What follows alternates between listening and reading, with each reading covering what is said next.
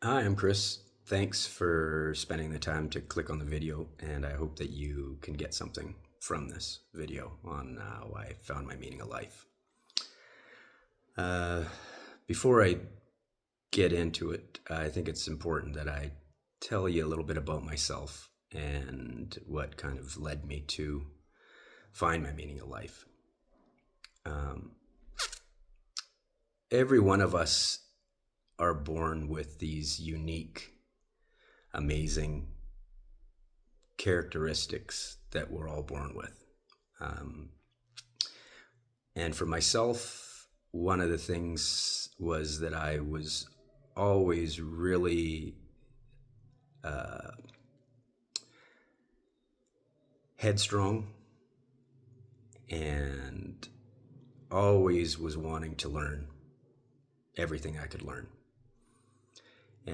And I was never satisfied with just one answer. I'd always want to get as much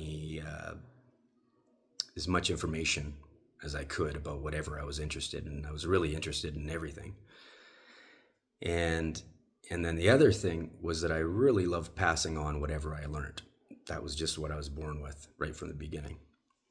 And there was three big things that happened to me in my life that set me up for having a unique experience going through the world that made me not to have a lot of the same kind of burdens that I've seen that a lot of other people have.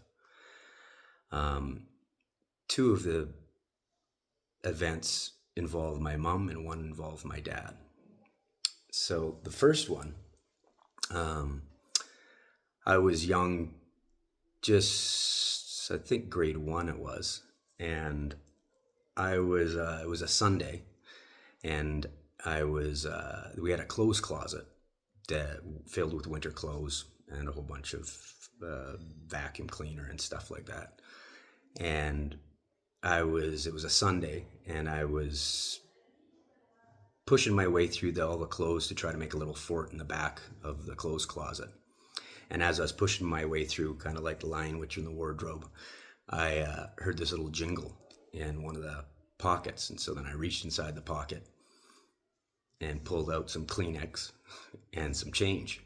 And I was like, whoa, this is awesome. So then I ended up mining all of the winter jackets and everything, and I got just over $1 in change. And so I was super excited, stuffed it in my pocket, went in the back of the clothes closet, made my little fort, and hung out for the day with a little light and just having a good time on my own.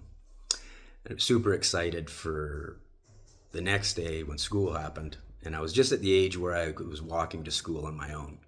And so I couldn't wait for this school day to end so that I could go to the corner store that was a block away from my house. And so school ended, got to the corner store, and this was back in the day when penny candy was a penny. And so having just over $1 was something.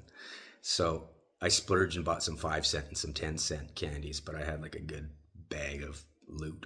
And there was an alley that was a block from my house. And so I ducked into the alley. I didn't want anybody to see me eating the candy and telling my mom. So by the time I got to the end of the block, I had devoured the whole bag, crumpled up the bag, stuffed it in my backpack, and was feeling the high of the sugar, but just the high. I hadn't got the hyper yet, and so I was all smiley and happy. Walking into my house, opened up the door, and my mom was there, and she said, "Hey, so where did you get the money for the candy?" And I was like, "Oh my God, how did she find out about the candy?" So I had to think of something. I said, "What candy?" I needed give myself some time to think, and I was thinking, okay, well, she said I was gonna say I had found some bottles, and then I went, oh no, she said money, so I went, okay, screw it, I better just come clean. So I said, oh well, I found some money in the clothes closet in the jackets there, and so I bought the candy with that money. And then she told me, well, you knew that money wasn't yours. And I said, yeah, but you didn't even know it was there, so it doesn't matter. And she said, well, it doesn't matter whether I knew the money was there. She said, you knew it wasn't your money. And she said, you're not supposed to be doing stuff because you're worried that I'm going to find out. You need to not do stuff because you know it's not the right thing to do. And from that moment on, it made me realize that I couldn't escape right or wrong. I always knew what was right or wrong. And so from that day forward, I couldn't get away with doing a bad thing because I knew that I was doing a bad thing. And that just didn't land. So I just was always, I wasn't able to be the type of person who would just could ignore it. And so that was one of the gifts that my mom gave me, is that I was always doing what I thought was right. And so inadvertently what that did is it ended up giving me the never were having to worry about anybody else's judgment of me. A lot of people end up going through life and they're worried about what other people think of you. And because I was always in the place of worrying about my own conscience, other people's opinion never bothered me, ever. And it wasn't a place of like, I don't care what you think because your opinion means nothing. It was just that you don't know who I am, and I know that I'm doing the best that I can do. So it doesn't really matter what you think. And so I see a lot of people always worried about other people's opinions and stuff, and that has such a big burden for people. But for me, I just never had that because of that one time, and I've held that through my whole life. Another big thing that happened in my life, again with my mom, was there was a time that in school, I was always, like I said, I was always strong-willed. And just because the teachers told me I had to do something, if I didn't think it made any sense, I just wouldn't engage in it. So that it was in grade 1 and we had to learn how to tell time. And I was just like, I don't care about time. Like there's lunchtime, dinner time, summertime, wintertime.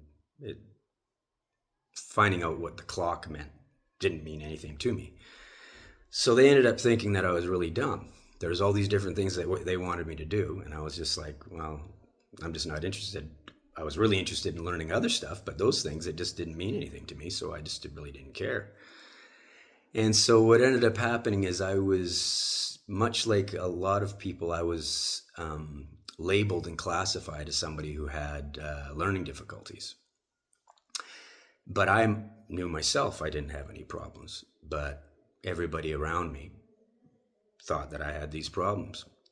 And so my mom ended up writing me a letter when I was having these difficult times. And I'd like to read that letter to you. I've got it on my phone, which I'm taping right now, but I've written it down. And what I'd like to do is I'd like to read this for you. And she wrote this for me, but really she wrote it for all of you. And so if you didn't have somebody to say this, she's saying it for you too. And I hope I can get through this without getting choked up, because it just fills me with so much love and warmth. It always gets to me. So here it is. She said, "My dearest little son, Chris, I love you with all my heart and soul. I know you're having a hard time in school. I'll help you all that I can, but it doesn't matter if you can't keep up. You do the best you can. Someday you will find what you like doing, and I know you'll do it great. Just keep being the kind-hearted, sweet person you are now. You're a smart boy, and I'm very proud and happy God lent you to me. I hope and pray I'll have you for many, many years. I love you, your mom." So, I made it through that. What that did for me is it gave me the belief that there wasn't anything that I decided I wanted to do that I couldn't do. And from that moment on, I just had this belief that no matter what it was, I could do whatever I needed to do. As long as I decided I wanted to do it, I could do it. Now, the ironic thing with this letter is they all thought I had a problem. And that, like I said, they thought I had a problem because I didn't want to do all these different things that they said I needed to do. They wanted me to learn times tables and how to read. And I was just like, I'm not interested in any of that. I was interested in history. I was interested in all these other things.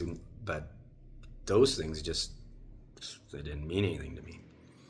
Now, the irony of this whole thing is one of the reasons why they thought I had this learning disability is because we had to take IQ tests. I don't know if you guys remember the IQ test, but you had to fill in those little dots. And what the teacher said was, hey, we got this test for you. And I hated tests.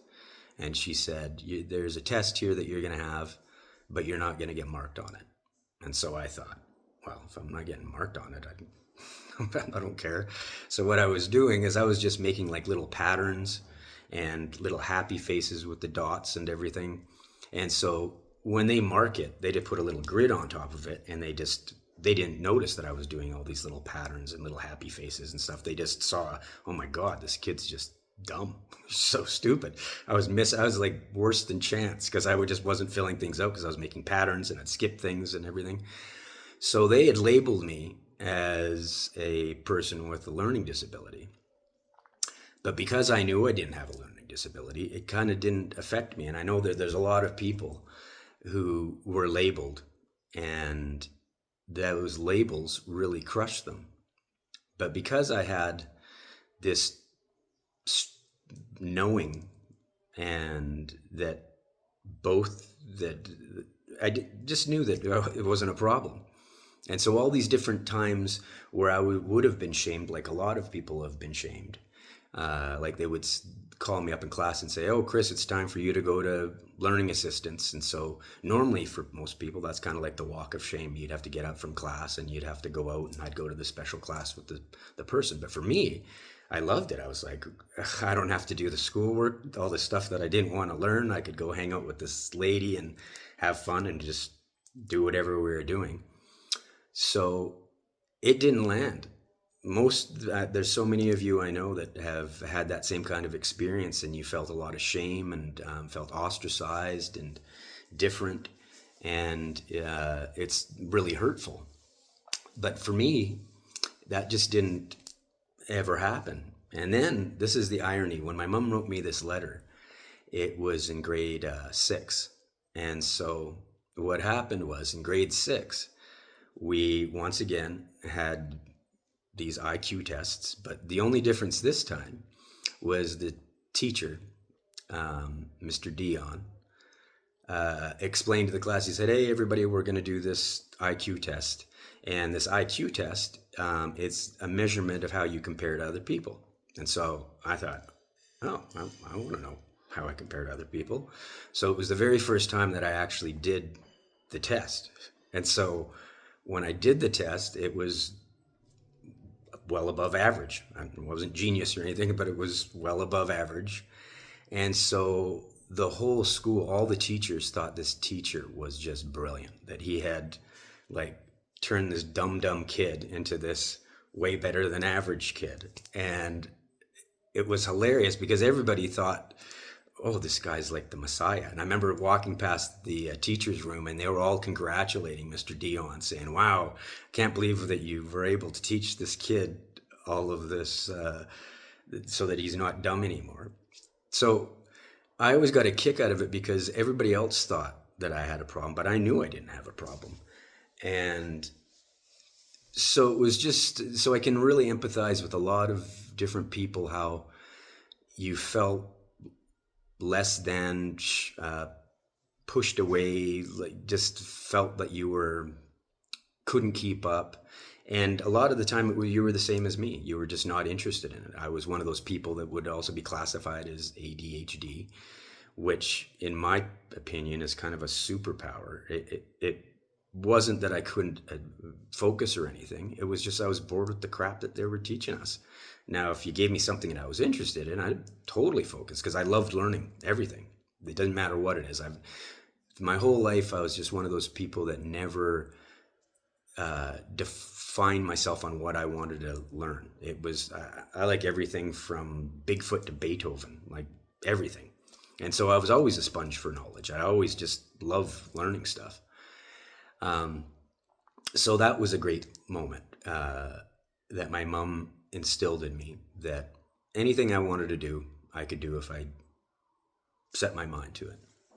Now, the third thing that was a big point in my life was this time with my dad. In the wintertime, we'd at our house, live in Canada, and we get a whole bunch of snow, and the snowplow would come and push all the snow in the corner of our yard, and with the snow came all the sand. And so by end of winter, there'd be like inches and inches of sand in the grass. And so my job was to rake up the grass and get rid of all the sand. So it was a big job. It was a pain in the butt. Scrape it, rake it, scrape it, rake it. So I had done the job, and then my dad came out, and he was one of those guys from back in the day where you'd have to, like, his dad was super hard on him. And so for me, he was like, no, you've got to do a good job. And so I was in tears. I was raking it, and I thought it was good enough. And then he's like, no, you've got to do it better than that. So then I'd rake it, and I was raking, and I was all upset and crying. And then what I realized is I wanted to do the job well because I wanted to do it well. Because if I was spending my time doing something and taking up my time doing it, I wanted to be proud of the work that I did. And so I raked it really, so there was no sand. It was perfect. And it wasn't because he said I needed to do it. He was the impetus for me to do it because he said, hey, do a good job. But I realized that I wanted to do a good job because I wanted to do a good job. So what that really did is it set me up for realizing that if in any task that I chose to do, it was really important that I did the very best that I could do. Because why waste your time? If you're going to spend the time doing it, do the absolute best and figure out what the best is. So I always was wanting to learn things and always wanting to do the best thing. So that's kind of me in a nutshell, and how I've been able to go through the world with different experiences, even though we all share the same experiences. This is one of the neat things with life, is that we all have these amazing, unique experiences, but there's a lot of these things that are big moments in life and just life experiences that we all share. We all come at it from different ways, but there's common things that we all share. And so now to my meaning of life. So in my early 20s, I had moved away from my hometown. I had gone to Victoria to go to university. Decided I didn't want to be there anymore, and I came back to my hometown. And I was looking for work. And up until in Victoria, after I went to university, I started working with adults and kids with mental challenges. And so when I came back to Nelson, I had put out a whole bunch of resumes and looking for work. And then I got a phone call from one of the little community service organizations there. And they told me, hey, we've got this job for you. It's a 3-hour job. And what we'd like you to do, there's 2 brothers. And what I was supposed to do is just spend the day with them and hang out. And so I showed up at their house. I didn't have really any information other than the grandparents were looking after the boys because the mother had some addiction issues and some mental health issues. And so the grandparents were looking after the boys. So I knocked on the door. I heard them yell, come on in. So I came walking in to the place. And as soon as I opened up the door, I realized it was a hoarder house. It was stacked to the ceiling with papers and garbage and everything. And I walked through the maze of garbage. And the old couple was sitting there, and they just said, oh, kids are in there. And I could tell that they just didn't care at all. There was a paycheck, and that was it. And so I went and met the two boys, and what happened is I asked them if they'd ever gone fishing before, and they hadn't ever fished. And there was a creek right by my house that I'd fished all the time, and I'd always been able to catch fish. And so I thought, this is going to be a great experience. I can take these two kids out fishing. We're going to have a good time, and I can guarantee that they'll catch fish. So we went out fishing, and sure enough, caught tons of fish. They were having a great time. We were having lots of laughs, lots of fun. And then I looked at my watch, and the 3 hours was already up. And I'm like, oh my God, we're going to get in trouble. We got to get back. Your grandparents are going to be worried. I'm supposed to have already taken you back. So we started quickly walking back to my house. And I said, hey, I'll ask your grandparents if it's okay. You want to just hang out, and we'll have lunch and play some board games. Because I wasn't doing anything. My time was up, but I wasn't doing anything. So I thought, well, I might as well just hang out with these kids for as long as I can. I was having fun. So we did. We played some games and made some lunch and had a great time. And that was it. That was the end of the time. I dropped them off their house, and I never saw them again. So now comes the meaning of life part, where at about 38 years old, I'm 56 now, I was like a lot of us, like I said, we all share the same kind of big parts in life, these monumental stages in life. And I was at the time where I was wondering what the meaning of life was. But at that point, I had 2 children. I had my house. I had a rental property.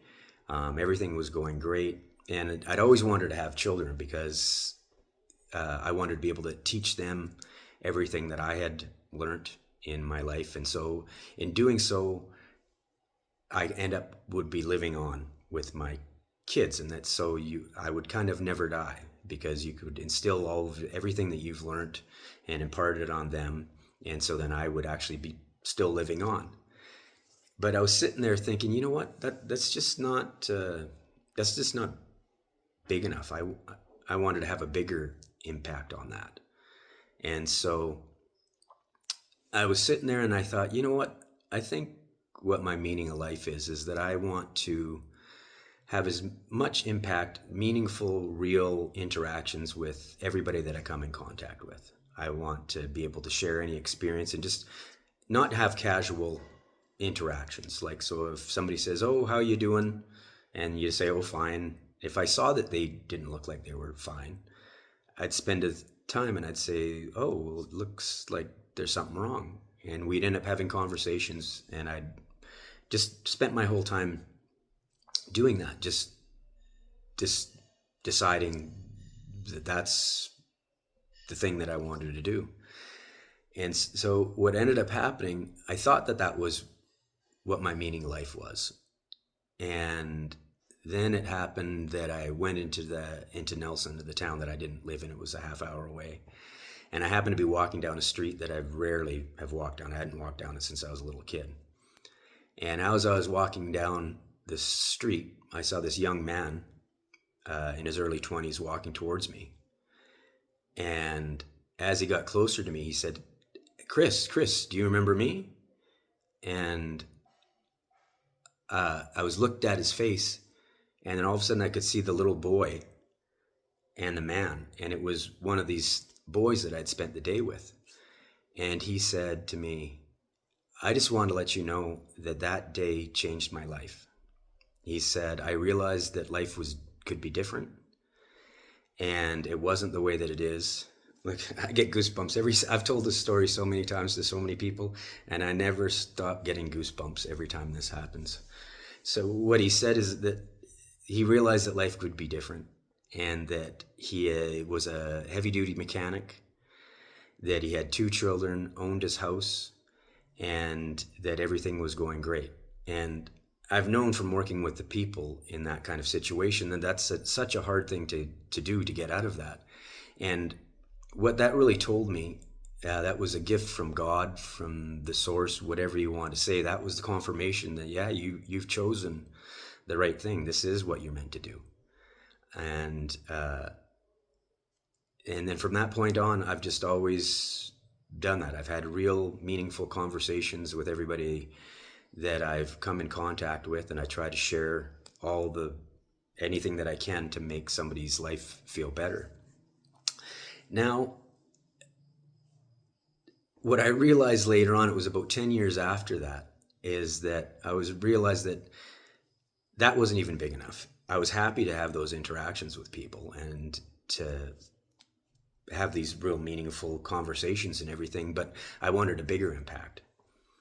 And so I had decided what I wanted to do is start a channel like this so that I could share the different experiences and things that have happened in my life, in hopes that the struggles and things that I've had and have been able to work my way through, because I've always wanted to solve problems. Whatever problems comes to me, I've always wanted to figure out a way to get through the problem and make it better, and then be able to pass that on to other people.